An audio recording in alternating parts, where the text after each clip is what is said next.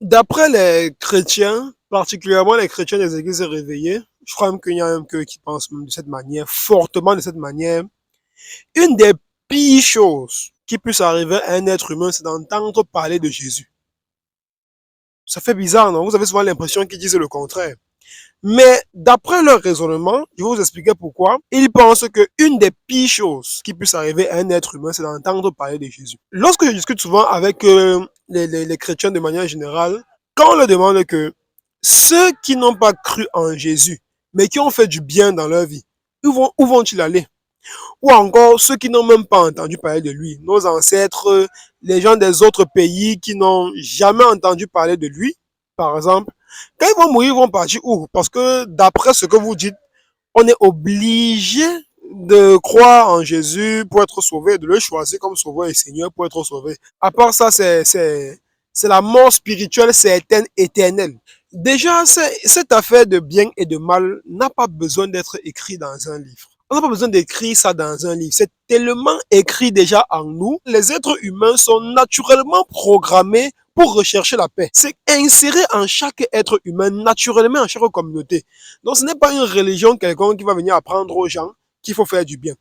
Vous vous rendez donc compte que ces chrétiens des églises réveillées là vont vous dire ceci. Faites le bien, c'est bien de faire le bien, mais le jour où vous allez entendre parler de Jésus et que vous dites non à Jésus et que vous continuez à faire du bien, bon, ce sera fini pour vous en fait. Ce sera tout simplement fini pour vous. En d'autres termes, voilà, il serait plus simple pour vous de ne jamais entendre parler de lui. Parce que, étant donné que chaque communauté a ses pratiques culturelles, a sa façon de voir la spiritualité, qui est souvent ancrée dans des siècles et des siècles de pratiques, il sera donc difficile, voire même impossible, de venir lui dire que donne ta vie à Jésus, donnez vos vies à Jésus, et ils acceptent comme ça. D'habitude, ça va certainement passer par une guerre. Voilà, on va certainement les menacer pour qu'ils acceptent. Parce que voilà, si on retourne un peu la question, est-ce que vous, si on vous dit de laisser Jésus et de croire à une autre personne, mais de croire en autre chose, vous allez accepter? Non. Vous allez tout simplement refuser. Vous allez dire non et vous allez même mourir pour ça, pour votre croyance. Parce que c'est naturel. On vous enlève quelque chose qui est vraiment ancré dans vous. C'est un peu comme si on voulait vous tuer, entre guillemets. Donc, vous allez vous battre pour ça.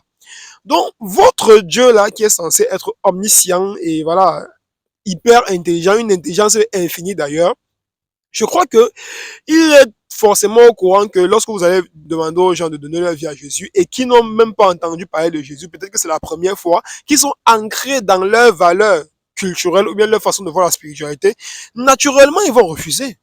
Naturellement, ils vont refuser. Donc, entre guillemets, c'est déjà presque écrit qu'ils vont partir en enfer par ce soi-disant Dieu-là, parce que la voie qu'il emprunte pour les convertir à lui, c'est une voie qui, de manière logique, ne va pas fonctionner. C'est un peu comme si on vous dit, il y a un examen national, vous voyez un peu, à faire.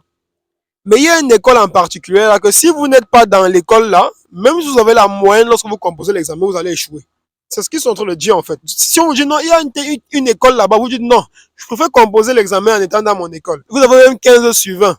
Mais lorsqu'on corrige, on bat parce que vous ne faites pas partie de l'école là. C'est ce que ça veut dire. Où est la logique là-dedans? Si ce n'est pas de la folie, c'est quoi d'autre? Bon, je ne sais pas comment on peut encore appeler ça. Et voilà, c'est pour ça que je reproche ce religiocentrisme, parce que moi, c'est comme ça que j'appelle ça, le religiocentrisme. Penser que tout ne passe qu'à travers sa religion pour atteindre la divinité, pour atteindre Dieu, entre guillemets. Mais c'est tellement dangereux de penser comme ça. C'est ça qui entraîne les guerres des religions et tout ça, parce que les gens pensent que, voilà, ceux qui ne pensent pas Dieu, qui ne voient pas Dieu comme eux, ce sont des mécréants, ce sont des gens qui sont envoyés à l'enfer, ce sont des gens qui vont les contaminer et qui vont les envoyer en enfer. Ce sont des trucs qu'on doit combattre, ce sont des bêtises.